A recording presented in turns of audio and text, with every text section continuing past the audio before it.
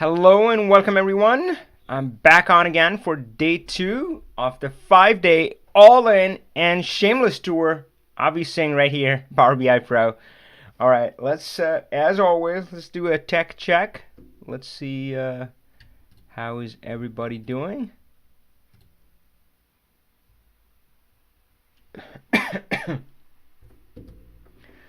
Okay. So it looks like my monitoring audio is coming through. Awesome. So yeah, today is about, I'm going to kick it off with the query editor plus calendar table, a lethal combination if I may say. And then yeah, we'll take your questions and go from there. So let's kick it off with the query editor and calendar table. And hello Afzal, I see you online. Yeah, if you're online right now, just feel free to say hello. If you're catching a replay, feel free to leave a comment down below. I'll get to those as well. So query editor, if you were to go to my channel, sorry, not query editor, but calendar table. It's one of my favorite topics. And I always say that every model needs a calendar table. So you would notice this playlist here, the ultimate calendar table. So pretty much every model needs, and there's more inside the class. So inside the class, it's a string of 6 videos, maybe more coming soon. And calendar table is pretty much required if you have a column which is of date data type, then you should be using calendar table. And although I provide a template here, I realize, and I know from my past experience as well, that pretty much everybody's calendar table is different, at least for every organization that I walked into. They all have their specific idiosyncrasies or something going on that needs a tweak. So you have a great template to start off with. So if you go to my channel, find the ultimate calendar table, and I think the second video, the one that says free download, you can just download the table that I have and cut, copy, paste. But I remember walking into maybe a healthcare company doing a training, and I gave them my template for the calendar table, and they asked for, can we stick an academic calendar in there? And I was so surprised, but there was some correlation, I've forgotten now what it was, but there was some correlation with that hospital with the academic calendar. Maybe they had, I don't know, some connection there. So they wanted to see academic calendars so they could see whatever the rise in patients or something around when the school year starts or the college year starts or something like that. So, but again, every organization has its idiosyncrasies. So this template is going to be a starting point. And my notion has been confirmed because a lot of people have contacted me and asked about different things.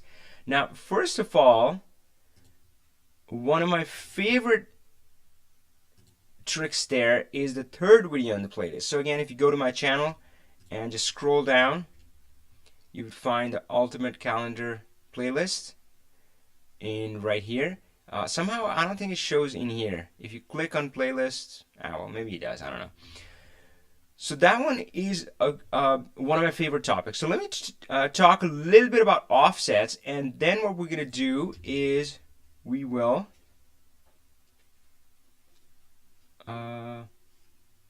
you know what? Let me just monitor the audio feed and make sure that goes okay. Sometimes I end up playing videos and they play back. Okay, it's kind of odd listening to yourself. All right, let's see who else is on. Steve says hello. Shari, hi there. Shams is here. Kevin is saying hello. And Pascal. Awesome, folks. Glad to have you online. So offsets, again, the video is there, so I'm going to cover it really, really briefly, which is this. So offsets let you take on the challenge of this. So a lot of times you show something and you have incomplete months in there. Like October is kind of midway, so it always looks like it's dropping, but it's not.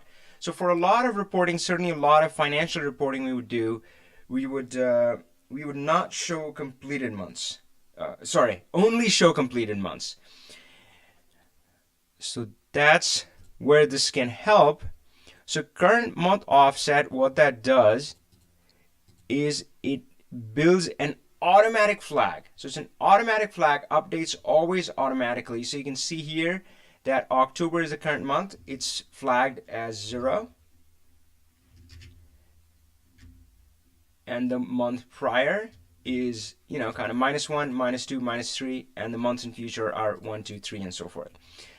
And once you have this in your calendar table, you have complete flexibility. So if you do not want to show partial months, you only want to show completed months, all you have to do is go in here and say current month offset is less than 0. That's it. So you're saying don't show 0, which is the current month, or future 1, 2, 3. Right? So that really helps. And then really you can go to town with it. And I have year offsets in here, month offset in here.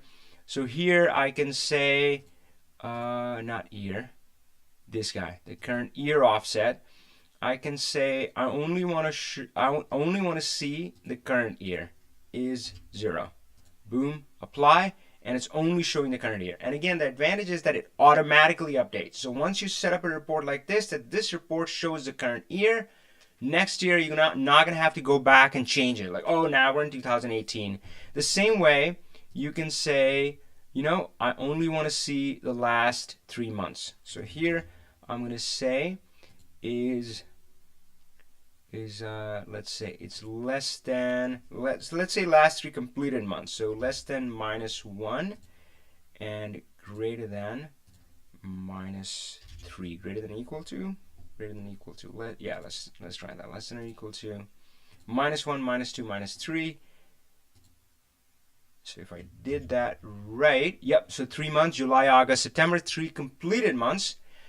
And it'll automatically roll over. Every month it's going to show you the last 3 completed months. You don't have to touch it again. So again, I love it. So the first time I created offsets was when I had built a set of reports for the sales team, and they were based on that current fiscal year. Microsoft followed a fiscal year, and I thought, you know what? Come July, that's when the new fiscal year started. I'm just going to go back and change all the reports to the new fiscal year.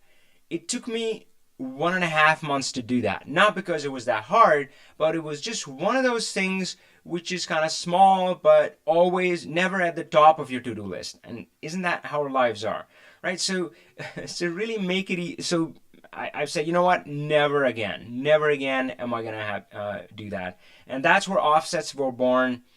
And yeah, so you can set up a report and say, hey, this shows the current year, this shows the current year and the prior year, last 3 months, last 3 weeks, all of that. Now, what came? Okay, let's see what you guys are talking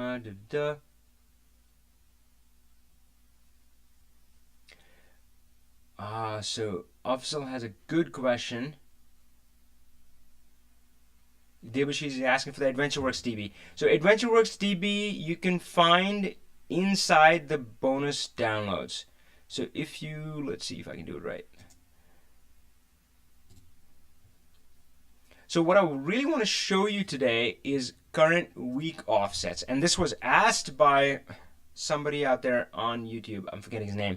But so he said, hey, what if I want to show the last 3 weeks? So current week offsets, I found it a little bit harder to do than I had imagined. But yeah, it was fun. So I want to show you that.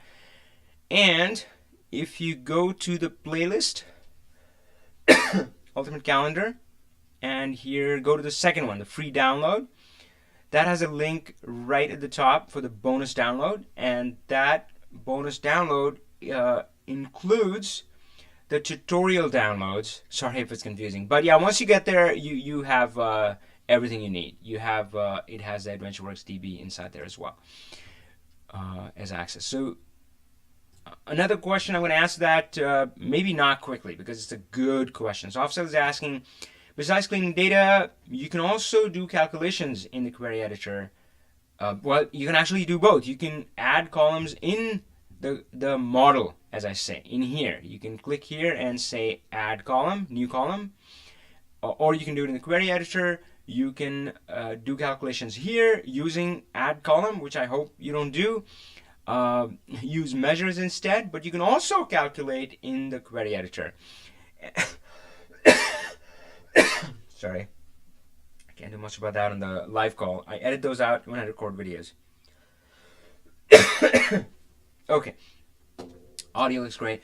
So let's talk about that. So the analogy I use, and some of you may be tired of hearing me say it, but I think it's a good one, is that I do my cooking in the kitchen, and I serve the food and eat the food in the dining area. So in this analogy, the cooking is all the clean shape transform, and then the model is kind of the dining area.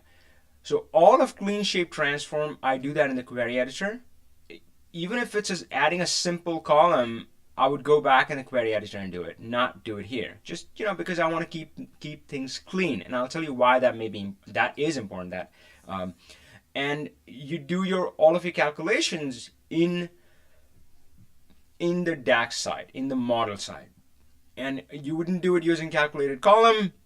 You would use measures, and for that, if you're not sure about that, like what's why calculated column, why not calculated column, why not measure, just go through my playlist, the tutorial playlist. So the 0 to dashboard, let's see if I can find that for you.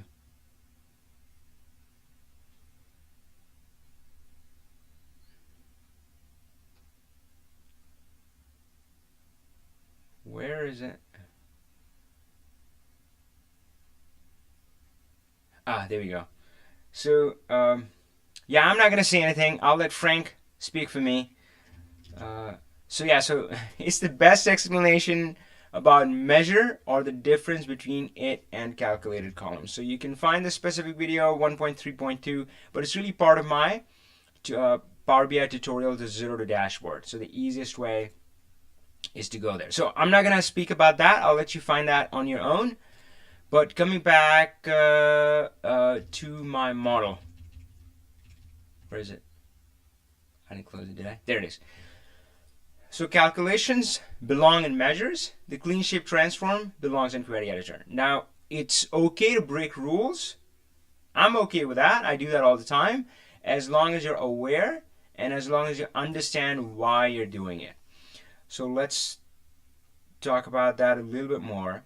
So I've seen people doing time intelligence in query editor, and it's so painful to see that. I mean, it just blows up their data set. It's just so hard to do.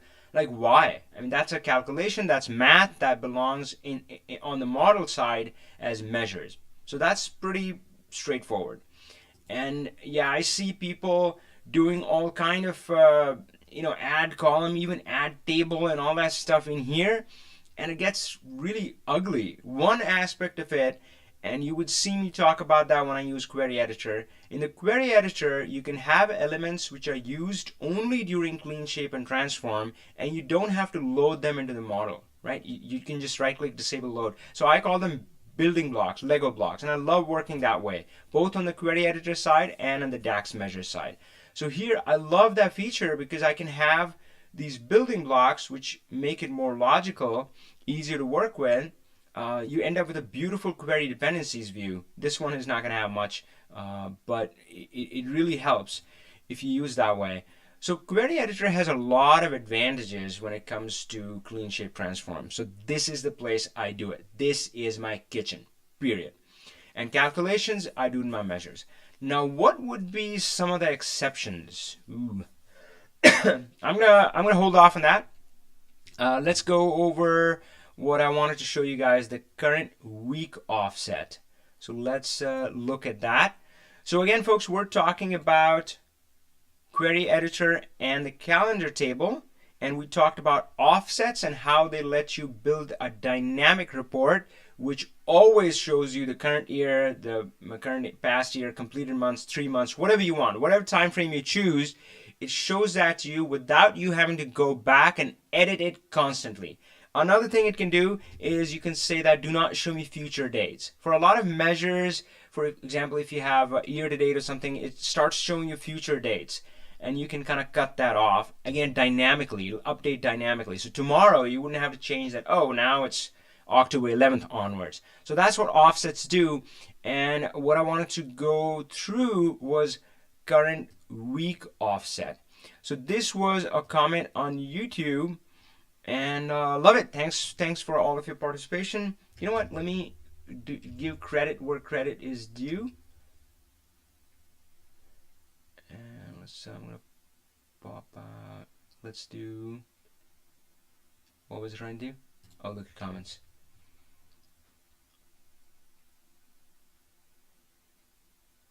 Who asked about the week?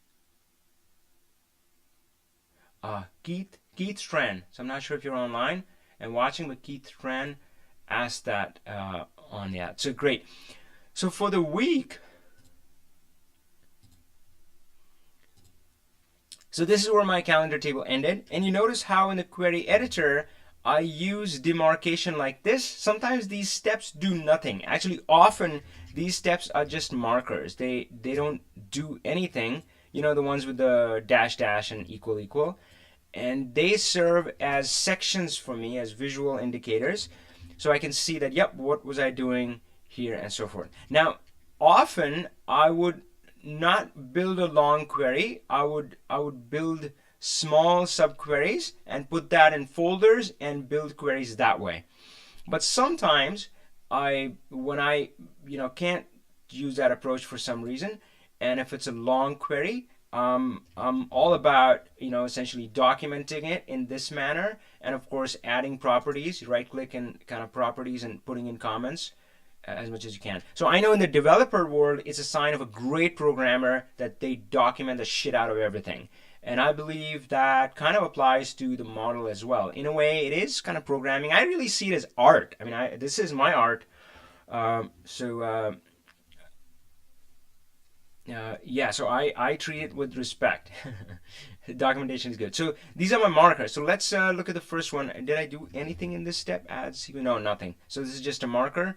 So as first thing I felt like I needed to do to be able to say which is the current week, which is the prior week, the week before that, and so forth, is I wanted to just band it out. I just wanted to have a marker that this is a week.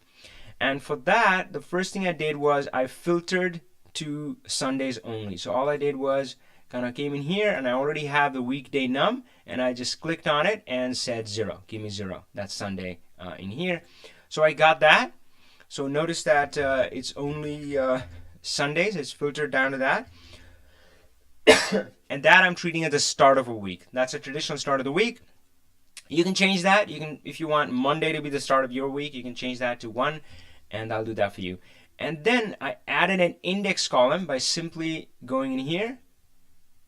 Oh, what's going on? And just click the index column over there. So that was my next step. So now I have kind of a marker for each week. Like this is week number 3, this is week number 4, this is week number 5, and so forth. But right now I only have Sundays. So what I need to do is I need to add this information back to my calendar table. And this is going to be a merge. And what's the difference between merge and append?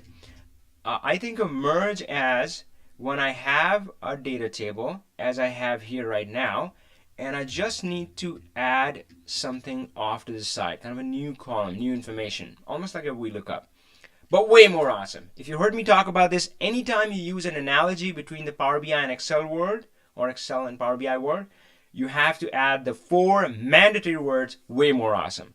So merge is like VLOOKUP, but way more awesome. Calculate is like SUMIF, but way more awesome. All right. So that is a merge, and append is when you have a table like this, and then you stack them together.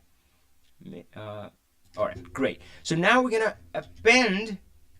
We're actually gonna go back to our original table and merge, sorry if I said append, I didn't mean append. We're going to merge this week sequence number into it.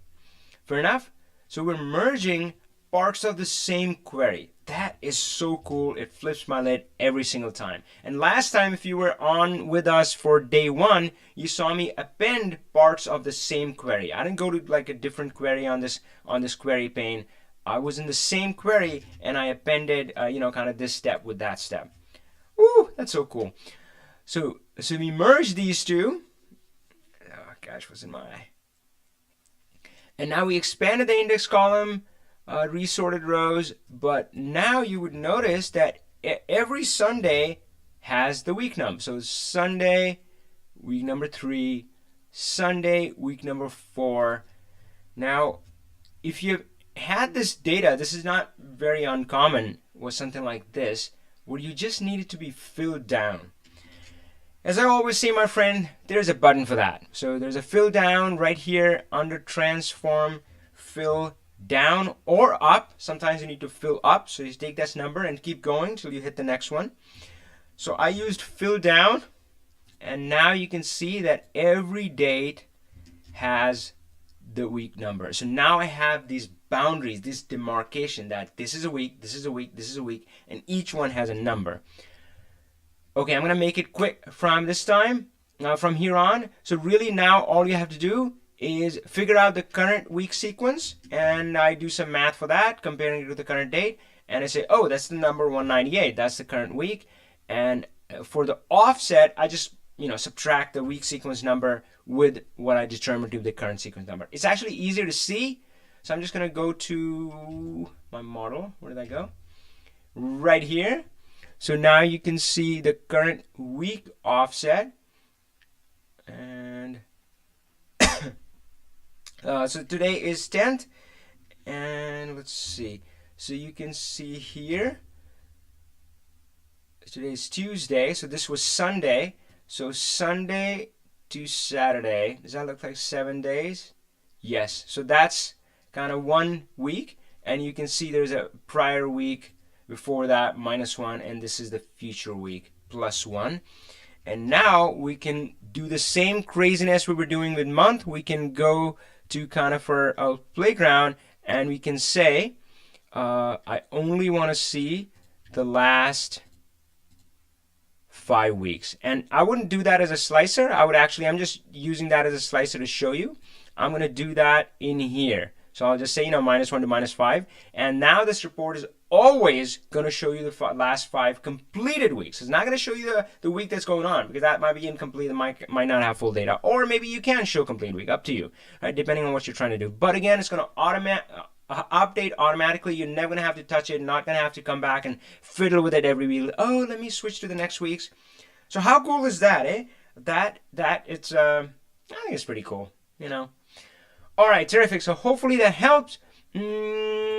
I need to do a shameless bit. So my friends, this is part of the shameless tour. My enrollment to my course is open right now. Just go to learnpowerbi.com. And this course, I realize, is not for everybody. My background is all about being a business user, a business analyst, worked in finance for a long time, sales, marketing, operations, support. Pretty much I've done all of those. And to tell you the truth, I felt disappointed in my career. I would look at all my friends in LinkedIn. I had done really well in school, but not so much in career, and I felt frustrated. But as Steve Jobs said in his commencement speech at Stanford, it's all about connecting the dots. And sometimes you can only connect the dots when you look back. And now when I look back, I feel like that different experience that I went through, which frustrated me at that time, readied me for this role right now. Because right now I feel I can pretty much talk to any business user in any business domain now. So I focus on that business side. I call on the cutting edge or on the front line who need data, to take some action, versus other folks. Sometimes their job is to supply others data, but they're not vested, right? So this could be IT team or BI team or whatever. And I have to say I suffered at their hands, because they seemed to have all the data I needed locked away in some ivory tower, and they would dole out and got bits and pieces, and you would go to them with your begging bowl, and the answer typically was, oh yeah, come back in 6 months, it's in a backlog or something like that. And even when you went back after those 6 months, you would get something like, that's not what I asked for. That's not what I need. I asked for this. And they will shove that kind of requirements document in your face. Like, no, no, no, look at this. You're a sign off right there. I'm like, no, that's not what I meant. That's not what and all of that stuff. And of course, Power BI, I believe, is liberation. Liberation, my friends. You don't, and it's not about that IT doesn't have a role. I think IT has an even more crucial role than before, because now, they shouldn't be giving people rides. They should be focusing on building the roads, focusing on building the infrastructure. Because if they do that and they do that right, the business user who already knows kind of the data they need, they already knows the business rules they need to apply, the third-party data they need to bring in, they are empowered by tools like Power BI to do their job. I often say that the best BI tool is the one that's transparent, the one that's invisible. And that has been so different than the life that I lived and life a lot of people live. They're super focused on the tool, but it stays about the tool. The whole thing is about the tool because you don't have the right tools. That's why it becomes all about the tools. Once you have the right tools in place, and I believe now we have that opportunity and implement them the right way, then it's no longer about the tools. The tools are there. You have your model. It's refreshing every week. Now it's about asking questions. And it's like peeling an onion, right? I mean, you go deeper and deeper, and I've seen many organizations kind of walk that journey, and it's such a rewarding journey. There was one organization where I walked in, a healthcare company, and I was doing a live training, and we customize our live trainings, at least I do, using their data set. So sometimes I'm fumbling around because I don't know their data set. So I looked up and said, hey, what if we calculate a measure which tells you how many patients come back with the same symptoms? So either they were not cured or had had the same problem recurred or something like that. Would that be an interesting metric? And I think it was Marvin. Yeah, Marvin Stiles. Where are you, man? I gotta hook up with him. He was a good student, and he said that's a normal metric. And I was blown away. What he was trying to say was that that's a perfectly legitimate question to ask. But what has happened with us over the time is that because getting answers was so hard, we have trained ourselves not to ask questions because we're not going to get answers. I remember being in meetings where instead of looking at data, people would throw out all of these anecdotal evidence. Oh, I was speaking to this customer and they said this. I'm like, why don't you look at this data? Well, because it was plenty hard. Now it's not. So now it's time to move beyond the freaking tools, okay? It's not about Power BI. I don't want to see you, kind of doing the same thing in Excel, kind of cranking that data wheel day in and day out. If you end up doing that in Power BI, you're doing something wrong, my friend. I want to see you look beyond that, all right? So let the Power BI enable you to reach higher. So I don't know why I have this slide. So yeah, go to learnpowerbi.com and you will have more detail there. Let's see if you have any questions. Only calculate the offer days in the query if it's refreshed daily. Only refresh it once a week. Aha! So John is saying, hi Avi, I assume that you only calculate the offset for days in the query if it's refreshed daily. If for some reason you can only refresh it once a week, you should calculate offset in DAX.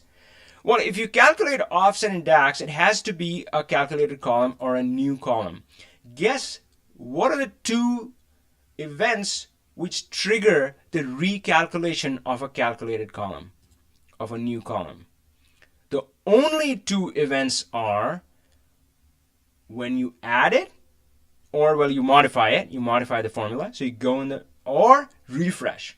That's it. Those are the only time calculated columns get recalculated, so that's not going to save you. If you're not refreshing your model, DAX calculated column is not going to save you at all. In fact, that is one of the key reasons why measures are in some ways, measures are far superior than calculated columns in a lot of ways. Calculated columns should be your exception, not your rule. Just keep that in mind. I'm not saying calculated columns are dead. There are scenarios where that's exactly what you need. But yeah, measures are dynamic, but calculated columns are not. And the way I use curve week offset, because I use them in filters, and you cannot put a measure in there. You cannot, at least, yeah, I'm pretty sure. So if you think you can define a curve week offset as a measure, yeah, it doesn't work. It doesn't even let you add there. Makes sense. So that's not gonna work. So I would say, yeah, refresh daily if you need a daily, if you need a week thing. So again, you need a daily refresh only if you have like a day offset. If you're saying give me the last 5 days, which maybe you should do in DAX, using some other approach, not by filtering. So if you're using filtering, you need calculated columns. Okay, let's see if you have any questions. So again, folks, if you have, yeah, head over to learnpowerbi.com if you're interested in my program, and that gives you all the details about how to join. And yes, it makes you jump through a few hoops, because again, I'm focused on a very specific set of users. I realize my program is not for everybody, so I just want to make sure that it's a good fit before you even consider it. Do you have any video on data gateway for scheduling refresh and publish dashboard to viewer using Flow? Publish dashboard to viewer using Flow? I'm kind of intrigued by that. So, sorry, I don't have it on YouTube. I do have it inside my course. I talk about the data gateway and schedule refresh. But I'm really intrigued by what your comment about publishing dashboard to viewers using Flow, Power Flow. Not sure what that is about. Raymond has a good question. When T-SQL is an option, do you recommend views and tables valued functions to feed the editor to the business side? Would you recommend import or direct query? So again, the right answer to this is the lawyer answer, which is it depends. But I'll tell you, I'll start with the last question first, which is, would you recommend import or direct query? Import should be your default. That is certainly my default to a great extent. And I would only do direct query if I'm in a very specific scenario. So something like near real-time data is needed, or the data set is humongous. And now, of course, big data set, it's all relative now. It's not like earlier where if you had a 1.1 million and one rows, then it was big data set. Otherwise, it was small. You can handle hundreds of millions of rows here. But if you have really, really large data set, then importing may not be an option. Importing in Power BI desktop, at least. You may still be able to step up your game and go to SSAS Tabular. I love that tool, and that lets you scale to a great degree, to billions of rows, certainly. And the best part is that SSAS Tabular, I mean, it sounded scary to me for a long time, but I realized once I stepped in, it's the same DAX. It's the same model, it's the same relationships. So, yep, if you learn it here, you can use it there. And that's another thing that I love about this technology. You learn it in any one place. You learn it here. You can go use it in Excel using the Power Pivot and Power Query add-ins. You can step up your game and go to SSAS Tabular, work with really large data sets. So import is my default. What else? What T-SQL. T-SQL.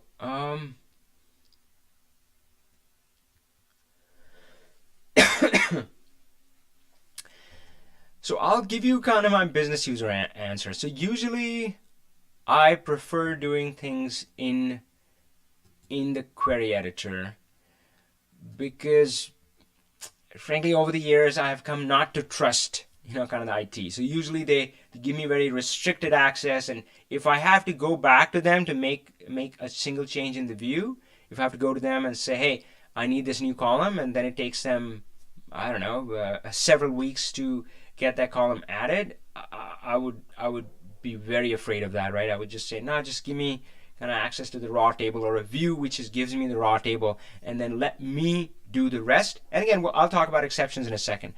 And if you do things right, if you're working with large data sets, if you filter it right away, if you go to your sales table and filter it and say, only give me the last year, it does what's called query folding, which is it doesn't bring in 20 years worth of data in the query editor and then filters it down to 1 year. It folds it back to the request it sends to the SQL server. So it tries to be efficient. So my default is that I would do it in the query editor, import, and not rely heavily on views and such. What are the exceptions? So I talked about the direct query, big data set or near real-time need. The trade-off there is that you don't have the full functionality of Power BI modeling with you if you use direct query. There are a lot of things which are limited, curtailed. If you do things in T-SQL, one advantage there can be that, my friends, this is true, and I'll be totally candid about it, that a query editor, if you go really, really complex, it can at some point become slow. And I've been through that. We kept building a query for a finance system, and it kept getting more and more not complex, but more awesome. And it was doing some mind blowing stuff, but it was slow. Now, usually when people talk about that, I say, who cares? Why do you care? Set it up for an overnight refresh and let it run. Even if it takes 8 hours, who cares, right? And that's fair, but it does have its challenges. So if you end up in a place where it's really slow, then T-SQL might be an option. So we did do that for some of our stuff. We just switched to T-SQL, and there was so much faster. I mean, T-SQL is just built for that, for large-scale queries. So for that scenario, we did go T-SQL. Can we automate Power BI email notifications? So I think, Manohar, I was able to connect the dots there. So yes, so Power BI email notifications. So for one, you can subscribe to a Power BI report. I haven't done that. If others have done that, and I don't remember seeing a lot of complaints on the Microsoft MVP forum, or a lot of people saying that it doesn't work. So let's go to, I should have a, let's go to this guy.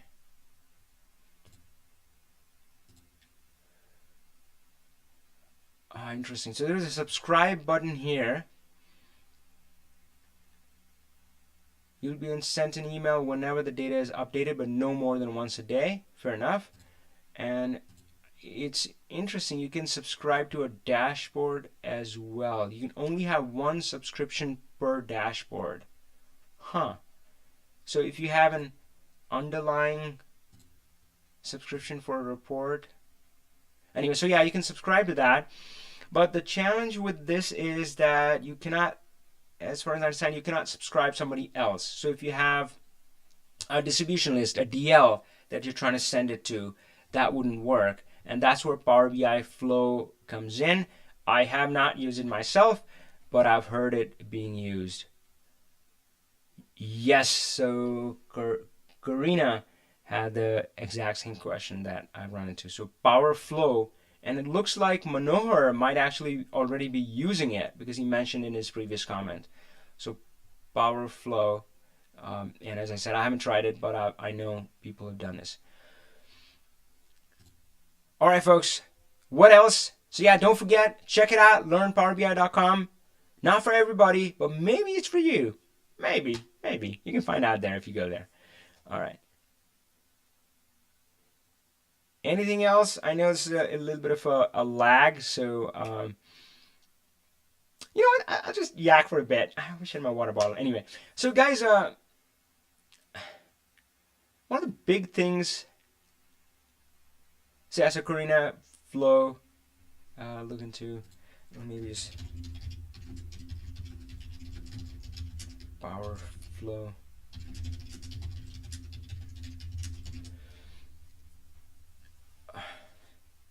Yeah, one of the big things in. So I'll keep an eye on any questions. If you have any questions, just pop in. Stop me from yakking. But I believe that when I was in an organization, I had a job in one of the other big company all my life. I started at Hughes. I worked at Lucent, AOL, Washington Mutual, Bank That's No More, Microsoft. And in a way, I was not being true to myself because I could define my identity based on my work. and that was good and bad. I mean, I had a very clear identity. I mean, anywhere I would go, like, hey, I'm Avi, I'm business analyst in Microsoft. That was me, but it was all in the hands of the company. And I mean, I was gonna say lucky, but I did work hard. But so I don't think I've ever been laid off except when Washington Mutual Bank went bankrupt. But who cares? I mean, really, being laid off is being in the wrong place at the wrong time. So it could happen to anybody. Um, but uh, but yeah, so if I had a good review, annual review, I would be like, yeah, I felt good. I felt more confidence in myself. And the years that I was kind of an average or something, I was like, okay. And that defined my identity. And now that I don't have that, it's actually really scary because you really have to look at yourself and ask yourself that, what am I? Who am I? And that's been challenging. But I love stuff like this. Yeah, so I don't know, so many fears come into your mind, like doing this 5 day live. I'm like, oh my God, what? After I had set it up and sent out the emails, I had this terrible regret that I should pull it off. But that's the advantage of committing to something publicly. So yeah, I'm loving it. I'm glad you guys are here. So Vlanra, Vlanra, something has a question about how can you create a new workspace. So for one, you need to have PowerBIPro licenses for that, and you can see I use my YouTube video for my as chatting with friends too. So all of that is there, which makes it hard. I was sort of trying to find the workspace video for you. Where is it? Where is it? Where is it? Apps and workspaces. So I'll point this to you. So it does.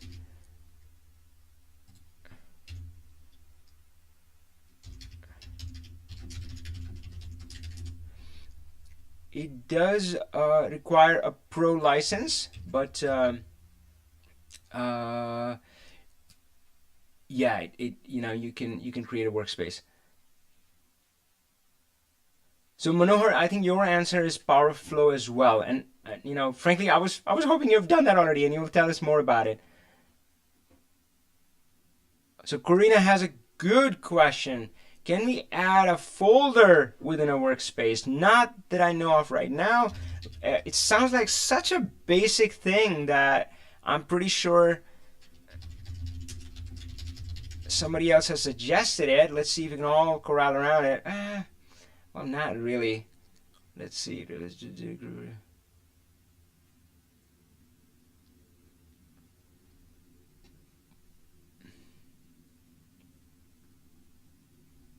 Yeah, I don't see it.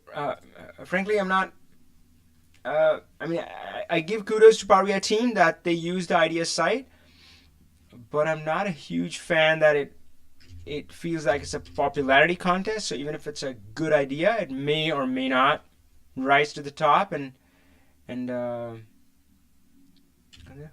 probably a light license?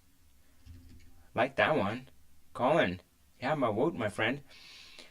So yeah, folders may be nice. Maybe nice. I like that idea.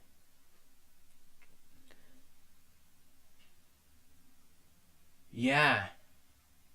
Yeah, another listener had a very cool take on workspace. I mean, once I heard it, it was obvious, but I didn't realize it. So in my mind, and you would see that in the in the video apps and app workspaces that I talk about, that how this is essentially kind of a sharing and distribution mechanism. You can use this to create a sandbox where you collaborate with other users, where you're working together on creating the data model or the data set, creating the reports, dashboards. You can collaborate together and you can share that with an audience as well. So the video has all of that, but a listener added that, hey, can I use it to organize my own stuff? And I'm like, oh, I guess, because if you are a prolific user, you're going to end up with a ton of stuff in your workspace. So you can create in kind of my workspace. And if you do have the pro license, there's nothing stopping you from creating a workspace and organizing your stuff there. So in a way, it gives you kind of folders for yourself. Karina, sorry if I'm messing up your name, has a good question, and yeah, I don't think that's available right now. So yeah. All right, folks. Anything else on your mind? Power BI.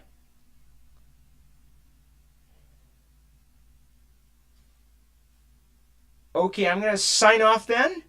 And yep, check out the site learnpowerbi.com. And if you have any questions about the course, enrollment in the course, if you're looking to enroll multiple people from your organization, just reach out to me, Avi at avising.com. And yeah, it's missing the H, so it's avising.com. Maybe I should stick it somewhere here as well. And let me know. This is Avi Singh, Power BI Pro, all in and shameless, and I'll see you tomorrow, my friends. Take care.